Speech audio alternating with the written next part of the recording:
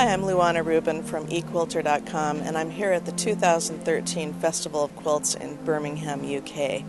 And one of the trends that I have really been noticing over the last couple years is really the popularity of group quilts. And don't you think this is because of our busy lives? We get together with a group of women or men who we enjoy. We each take a little piece. We go home, make our piece, come back together, and wow, take a look at what results when these group quilts all go together and are put on the wall at an exhibit.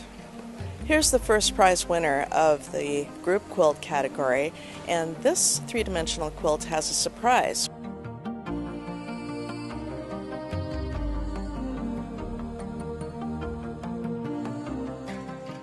When you view it from one angle, you see one image, but when you view it from the other angle, you get a completely different image. Is that cool or what? You know, our description of what is a group quilt is changing rapidly, and I think this is a great edgy piece that really illustrates that. What are you looking at, of course, refers to Madonna and her song from the 80s, I guess, a long time ago.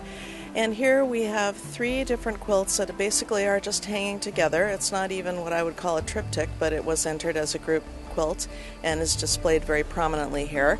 So I think this will be influencing group quilts in the future.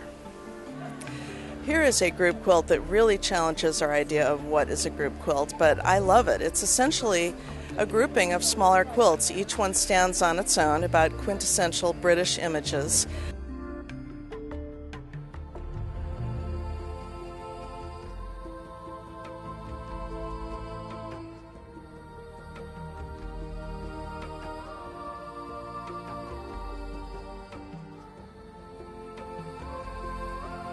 I especially like the Union Jack socks, don't you? Here's a very traditional group quilt by the Dore Village Society for their Diamond Jubilee in 2012.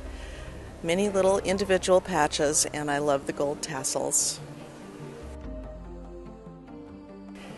As a testament to the growing, spreading popularity of group quilts internationally, we take a look at this Taiwan Art Quilt Society entry that is about winter and spring.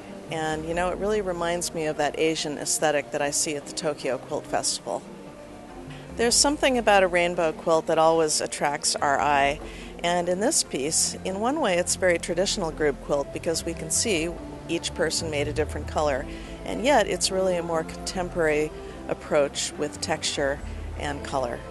This is a small group quilt, but it really packs a punch. And why? Because it's inspired by the graphic art of William Morris.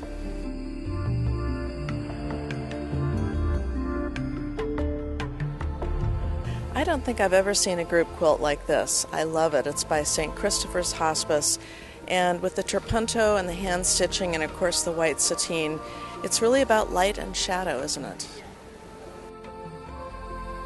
You know, another trend that's been going on in art quilts for a long, long time is images that come from under the microscope, and that is actually the title of this group piece. And I think there's a lot of whimsy in this, don't you? I don't think that the colors under the microscope are necessarily these colors, but the contrast of complementary colors really makes these images pop. This is perhaps a more traditional version of a group quilt, but you can see as the pieces went together, somebody in this group came along and put a swooping drift of sequins and beads across, and that's what I find really draws my eye in this piece. It really integrates all of the individual units in this group quilt. This group quilt is very striking because it is so huge. Normally when I see a group quilt, it's obvious that everyone is doing their little bit and it all goes together and makes a gorgeous little or medium-sized group quilt, but this one is just frickin' huge. I love it. I hope you've enjoyed this quick little tour of the group quilts at the Birmingham Quilt Festival. See you next time.